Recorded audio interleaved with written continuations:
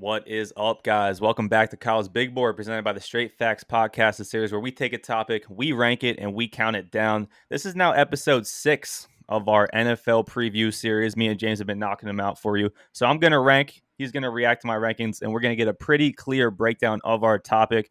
Our division today is going to be the AFC East ahead of the 2021 season.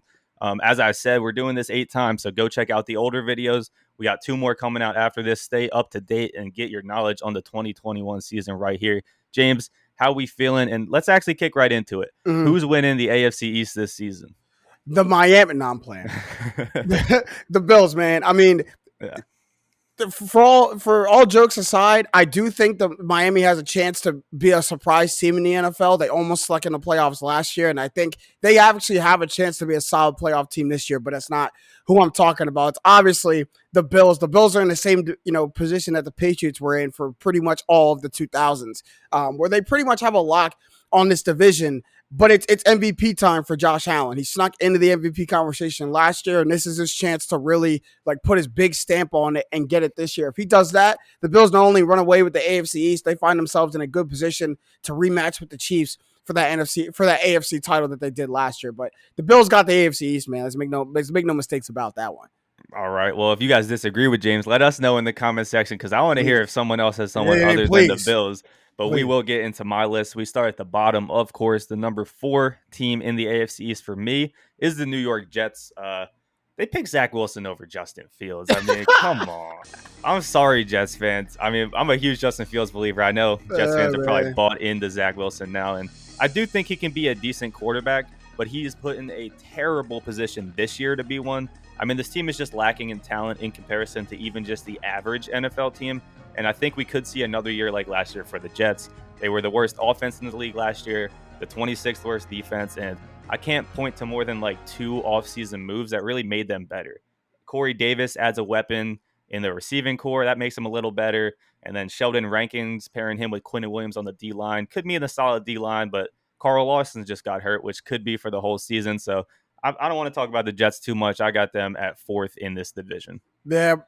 Poor Zach Wilson. I didn't have too much sympathy to start with him, but he is in a tough situation where putting him there doesn't do anything for the Jets. Where are they going? I saw a joke on Twitter that said, "Yeah, you got Zach Wilson to the Jets, but there's no runway. Where is this team gonna go?" So they're 4th in the AFC East. Like you said, there's not a reason to spend too much time on them. Adam Gase isn't there, but it don't mean anything. It's the same old. It's a 2-3 year project right now. You got a brand new quarterback you took him to. So we'll see what happens, but it's not your year in New York. I mean, it's year 1 of a rebuild, and it may not even say year 1 yet, because I don't even think the rebuild really even started yet for the Jets. Yeah. There's no build yet. They're still in whatever mode, no man's land. Yeah. Well, the second rebuild, the Gates one didn't work out. Right. So. All right, we'll move to number 3, though, and that is the New England Patriots. I'm not sure how I feel about the Patriots this year, because I don't see their roster being better than a 7-win team again, but they've never needed big names in the past to win football games. Obviously, they had Brady, but you could put anyone around them, and Bill Belichick would find a way, kind of like the Spurs do in the NBA. Mm-hmm. But I don't think that means any better than 2nd in this division at best. I think they're 3rd, though, and that's just because I'm not a huge Cam Newton believer. I think he's bottom half of the rankings in terms of NFL starting quarterbacks, and a slight edge to the Patriots defense over probably the Dolphins, but that's a top 10 unit in the league, and if the offense surprises people, then maybe they'll get 2nd. But as we mentioned in the beginning, you're playing for 2nd in this division, and currently I'm going to have them 3rd. It's tough. I always have to fight the nostalgic mindset I have about the Patriots of they could get it right at any time. And if Cam figures out how to reel it in a little bit, then you're looking at like you said, a 7-8 win football team. And let's remember, added Nelson Aguilar for what that's worth, added Jonnu Smith. He's hurt right now. Hopefully he comes back. Get Stephon Gilmore back. Get Dante Hightower back. You get Patrick Chung back. All these players who opted out last year because of COVID. Let's not forget the Patriots literally had half of their roster opt out last year because of COVID. They get 3 or 4 Pro Bowlers back and an All-Pro in Stephon Gilmore on the defensive end, making their defense again one of the best defenses in the league, at least in the AFC East. So for that sure factor alone, you got to give the Patriots probably 3 to 4 more wins than they had last year. Mm-hmm. And if Cam Newton can figure out how to sew it up, then The Patriots might surprise a bunch. I just will never count Bill Belichick out until I have to, until evidence proves me so. So we have no evidence of this season. So I'm like almost tempted to put him above the Dolphins, but just off the strength, I think you got him right at 3. Yeah, it's close. But we will move to number 2, which, if you can't tell by now, is the Miami Dolphins. The surprise of the NFL last year, mostly due to their defense, who, by the way, didn't lose many pieces. They also got another offensive playmaker in Jalen Waddle. This is a young team who showed last season they can win football games, and I expect them to do that again.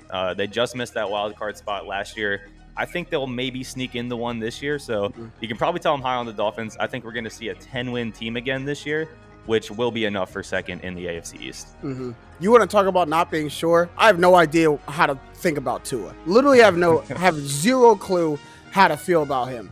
And shout out to one of the greatest on TV right now, Dan Orlovsky. I was watching NFL Live on Friday, and he really broke down the Dolphins offense, and it almost made me a Tua believer. Like it was really close about how they're going to use like Tua in this offense. He said that the Dolphins are going to be one of the most RPO heavy teams in the league. So if they stick to that, Tua's got a chance to not hurt them, just like he didn't hurt Alabama for those years, and they went on to win some national championships. But so let's see. Like this really depends on how far Tua goes and how good Tua can be.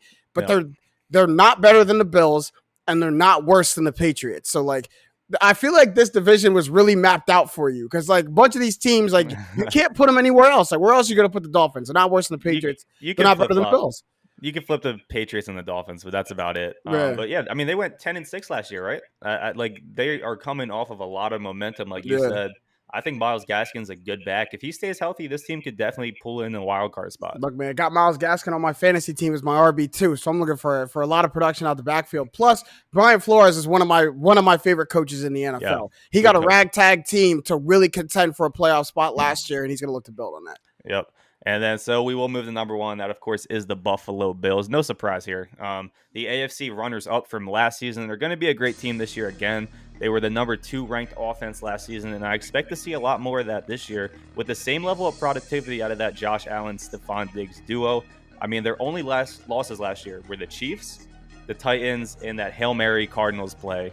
So they were dominant. And in this division, you don't even need to be that dominant to win it. They'll cruise through it, and their season's going to start in the playoffs. Yeah, for real.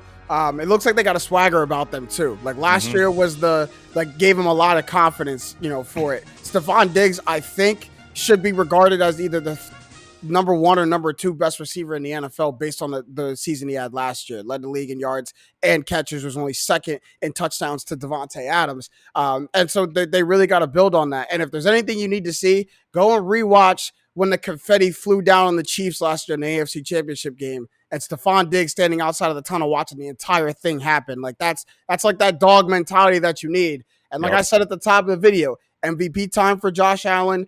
And it may be time for the Bills to take that next step. Like I'm a big believer in the Bills this season. Yes, sir. So that is it for the AFC East. We went Jets 4, Patriots 3, Dolphins 2, Bills number 1. Stay tuned. Next episode, we got 2 more, and we got 5 in the book already. If you haven't seen them, go check those out. Click subscribe. We appreciate all of that. From my man, James Jackson, I'm Kyle Sirik. I hope everyone's staying safe, staying healthy, and, of course, getting buckets. We'll see you guys next time.